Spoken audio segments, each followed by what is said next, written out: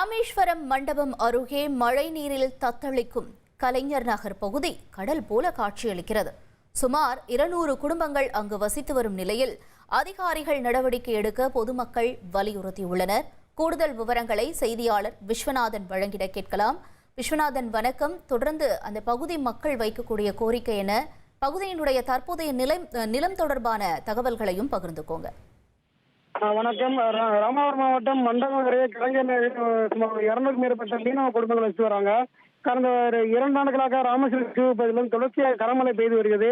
அதன் காரணமாக மண்டபம் அருகில கலைஞர் சுற்றிலும் குடியிருப்புகளை சுற்றிலும் மழைநீர் சூழ்ந்துள்ளது. இதனால அந்த பகுதியில் வசிக்கக்கூடிய பொதுமக்கள் வீட்டை விட்டு வெளியே வர முடியாமலும் தங்களுடைய அத்தியாவசிய தேவையான பால், காய்கறி, அரிசி உள்ளிட்ட பொருட்களோடு வாங்க வெளியே வர முடியாமல் வீட்டுக்குள்ளே முடங்கி கிடக்க சூழ்நிலை ஏற்பட்டு வருவது மட்டுமல்லாது வீட்டுக்குள்ளேயும் மழைநீர் உள்ளே புகுந்ததால் ஒரு சில நபர்கள் மொட்டை மாடியில் தங்கக்கூடிய சூழ்நிலையை தான் நம்ம பார்க்கக்கூடிய இதாக இருக்கிறது. இந்த நிலையில பார்த்தீங்கன்னா சம்பந்தப்பட்ட இடத்திற்கு இதுவரைக்கும் எந்த ஒரு மாவட்ட அதிகாரியோ பேரூராட்சி அதிகாரியோ இது யாரும் பரவாயில்ல என்ன ஒரு குற்றச்சாட்டு முன்வைக்கிறாங்க.